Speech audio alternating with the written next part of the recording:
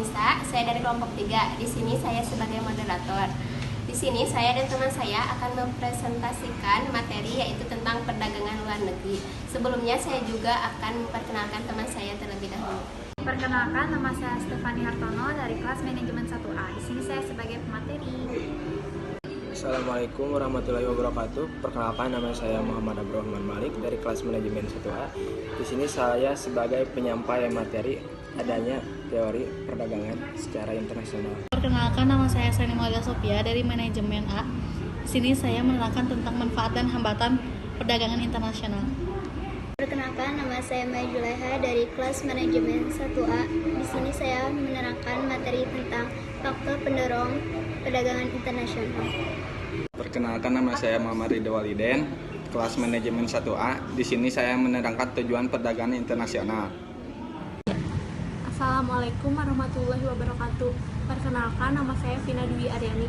Saya dari kelas manajemen 1A. Di sini saya sebagai pemateri. Assalamualaikum warahmatullahi wabarakatuh. Saya Nisa Fitriani dari kelas manajemen 1A. Saya di sini sebagai pemateri. Perkenalkan, nama saya Wardaya Divaika. Saya dari kelas manajemen 1A. Di sini saya sebagai pemateri.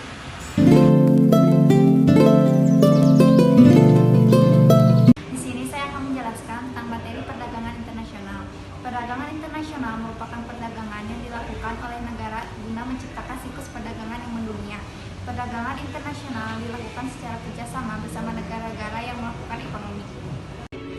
Teori yang mendasari adanya perdagangan internasional yaitu ada dua teori, yaitu teori perdagangan keunggulan mutlak dan teori keunggulan secara komparatif.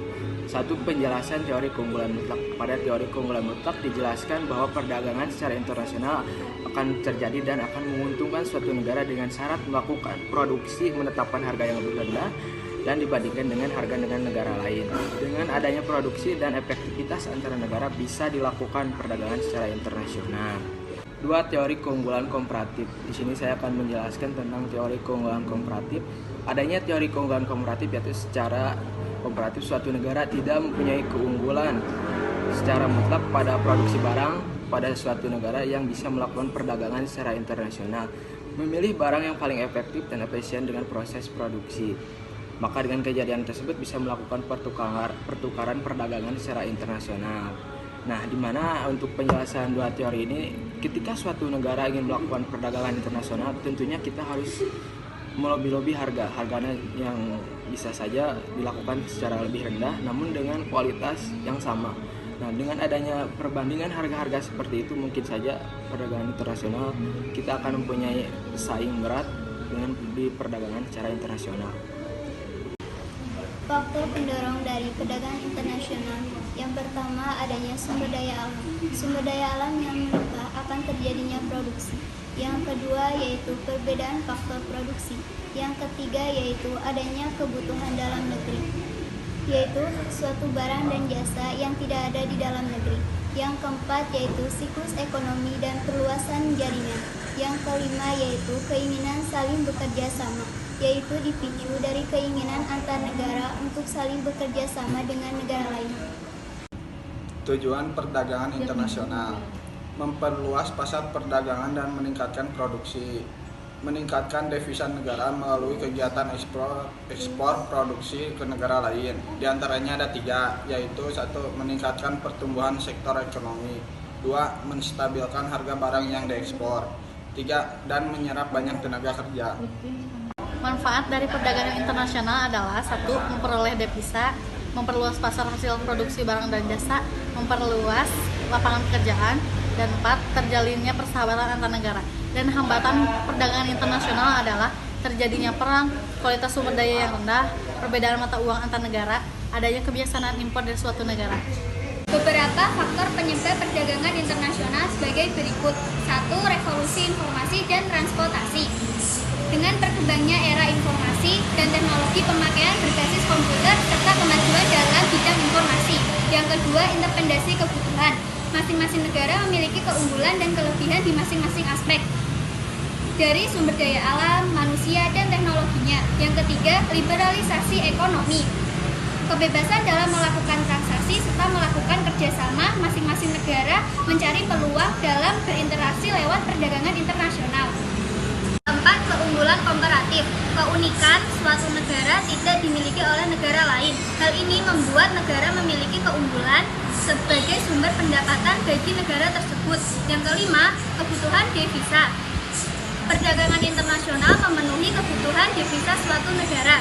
Untuk memenuhi kebutuhannya, negara harus memiliki cadangan devisa agar melakukan pembangunan dalam negeri. Saya akan menjelaskan tentang bentuk perdagangan internasional. Perdagangan bilateral adalah perdagangan yang dilakukan antara dua negara. Perdagangan regional adalah perdagangan yang dilakukan oleh negara-negara yang berada pada lingkup kawasan tertentu, misalnya ASEAN, negara Uni Eropa. Perdagangan multilateral adalah perdagangan antar negara tanpa dibatasi kawasan tertentu. Mengapa harga jual di luar negeri jauh lebih murah? Yang pertama, adanya negara yang menganut politik dumping, yaitu kebijakan menjual barang dari luar negeri lebih murah daripada di dalam negeri. Kebijakan ini untuk meningkatkan devisa negara. Yang kedua, bea masuk yang tinggi adalah pajak yang sangat tinggi. Mungkin kalian pernah alami kiriman barang dari luar negeri yang masuk ke Indonesia harus melewati proses terlebih dahulu. Bea cukai akan menghitung pajak yang harus dibayar oleh penerima barang.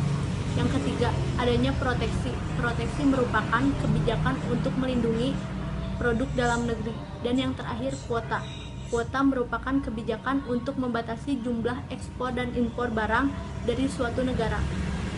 Kesimpulannya yaitu pembahasan lengkap mengenai perdagangan internasional yang menciptakan kesejahteraan serta keuntungan bagi banyak negara yang melakukannya.